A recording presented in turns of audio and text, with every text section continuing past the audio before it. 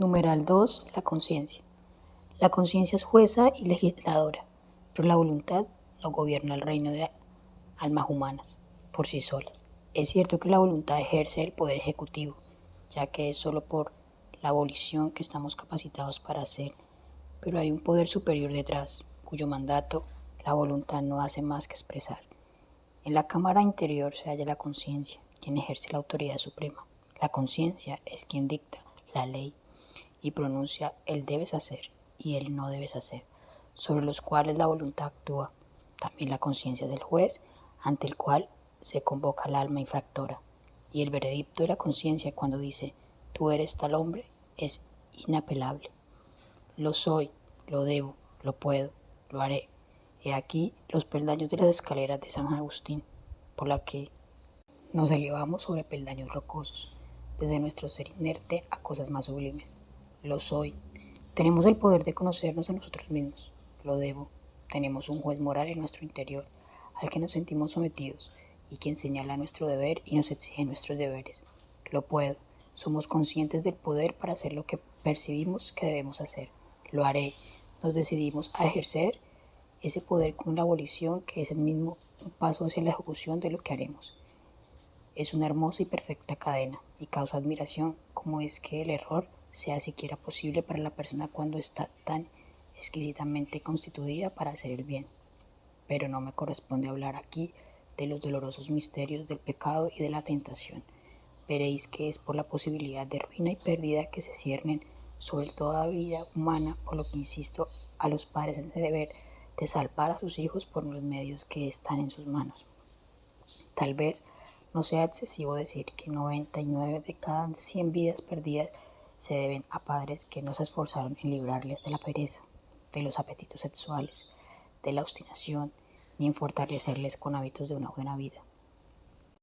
La gracia divina no suple la indolencia de los padres. Vivimos en un mundo redimido y desde lo alto, gracia y ayuda infinitas asiste todo esfuerzo correctamente dirigido en la formación de los hijos.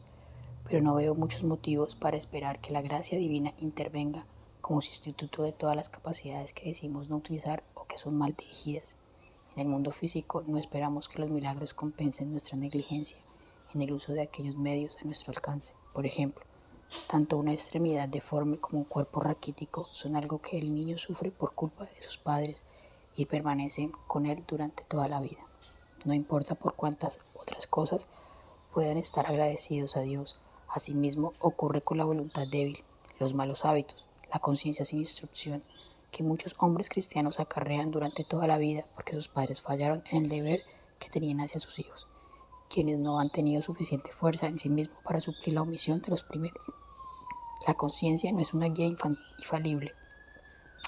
En cuanto a la conciencia, por ejemplo, el hábito de la laxitud de los padres es la causa del verdadero daño y mal para muchos niños. Los padres agradecen al creer que su hijo ha nacido con una conciencia. Esperan que su conducta se rija por ella e ignoran lo demás, pensando que el niño y su conciencia pueden resolver cualquier asunto que toca a uno o al otro. Ahora bien, esto implica suponer que o bien una conciencia en total capacidad nace en el cuerpo del bebé, o bien que crece, como el cabello y las extremidades en función del crecimiento del cuerpo, y cuyo progreso espiritual propio no está sujeto a ninguna condición.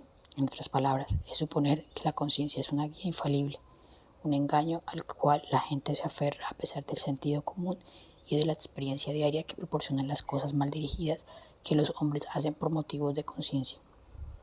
Los caprichos de la conciencia no instruida son tan familiares que han dado lugar a proverbios populares como honor entre ladrones, colar el mosquito y tragar el camello, que indican casos de conciencia mal dirigida, mientras que el deseo es padre del pensamiento, o nadie es tan ciego como el que no quiere ver, indican casos aún más comunes, en los que un hombre engaña a sabiendas a su conciencia para someterla. Pero si es el poder real, entonces la conciencia no es una guía infalible. Si se desentiende la ofensa atroz, pero sobre alguna cuestión menor acomete con rudeza, pagando el diezmo de la mente, la ruda y toda clase de hierba, descuidando los asuntos más importantes de la ley. Si la conciencia es susceptible de ser embaucada, persuadida de llamar al mal bien y al bien mal, Cuando el deseo es el abogado, especialmente ante el tribunal, ¿para qué sirve esta caña rota? ¿Acaso este severo legislador interior no es más, después de todo, que una ficción del cerebro? ¿Es su conciencia solo lo que usted piensa sobre sus propios actos y los de los demás? Por el contrario, estas aberraciones de la conciencia son quizás la prueba más fehaciente de que existe esta como un poder real.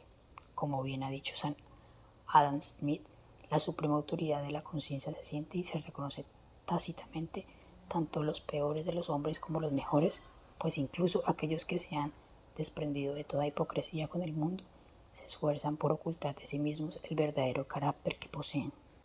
Ese es el sentido espiritual a través del cual conocemos el bien y el mal.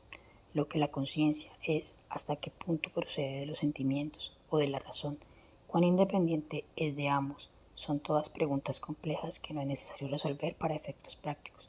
Pero una cosa es evidente, que la conciencia es una parte tan esencial de la naturaleza humana como lo son los afectos y la razón, y que la conciencia es el sentido espiritual por medio del cual conocemos el bien y el mal. El niño de 6 meses que todavía no puede hablar demuestra cómo trabaja la conciencia. Basta una mirada de reproche para que baje la mirada y esconda la cara. Pero obsérvese cómo la madre puede llenarlo de confusión si hace lo mismo, a modo de experimento, cuando el niño sea todo dulzura y la pobre conciencia nueva, sin instrucción, entra en acción de todas maneras y condena al niño por las palabras de un tercero. Hechos como este permiten vislumbrar las espantosas responsabilidades que recaen sobre los padres. El niño viene al mundo con una facultad moral, un órgano delicado por el cual discierne el sabor del bien y del mal, y al mismo tiempo tiene una percepción del deleite en el bien en sí mismo o en otros, y de repugnancia y aborrecimiento del mal. Pero, pobrecito, es como un navegante que no sabe identificar los puntos direccionales en su brújula. Ha nacido para amar el bien y odiar el mal, pero no tiene un conocimiento real de lo que es bueno y de lo que es malo. En la intuición que posee no confía en absoluto, sino que se somete con sencillez a la dirección de los demás. La maravilla de que Dios Todopoderoso pueda soportar dejar hasta que este punto en manos de los padres humanos la formación misma de un ser inmortal, solo se compara con la maravilla de que los padres humanos puedan aceptar esta concesión divina sin pensar apenas en la importancia que reviste. La conciencia del niño es una capacidad subdesarrollada, no una autoridad suprema. Si consideramos entonces a la conciencia del niño como una capacidad que no se ha desarrollado y no como una autoridad suprema, la pregunta es cómo educar a esta naciente dama de la vida para que cumpla sus altas funciones de guiar la voluntad y decretar la conducta. Pues, aunque la conciencia deficientemente educada puede cometer errores fatales y un hombre puede llevar a cabo una matanza entre los fieles porque su conciencia se le ordena, sin embargo, por otra parte, ningún hombre ha alcanzado jamás una vida piadosa, justa y sobria de no haber sido gobernado por una buena conducta. Una conciencia no solo con la capacidad de discernir el bien y el mal, sino entrenando para percibir las cualidades de ambos. Un hombre puede tener una gran delicadeza de gusto que lo califique para ser catador de té, pero solo en la medida en que tenga una experiencia entrenada en las cualidades de los diferentes tipos de té, será su buen gusto valioso para sus empleadores y una fuente de ingresos para él mismo. La conciencia no instruida, así como ocurre con la voluntad, la educación de la conciencia depende de mucho de lo que ha ocurrido anteriormente. El refinamiento de la conciencia no puede coexistir con la ignorancia. La persona alejada de la civilización que no se ha cultivado tiene escrúpulos que no podemos compartir. Por ejemplo, hasta hoy no podemos entender cómo fue que los horrores del motín de la India surgieron a partir de la mera sospecha de que se había utilizado una mezcla de manteca de cerdo y grasa de vaca para engrasar los cartuchos repartidos a los cipayos, llamados supersticiones y prejuicios, aquellos escrúpulos que están fuera del alcance de nuestras ideas, y no estamos dispuestos a considerar que una conducta sea concienzuda, incluso cuando es impulsado por una conciencia no instruida, a menos que sea razonable y correcta en sí misma.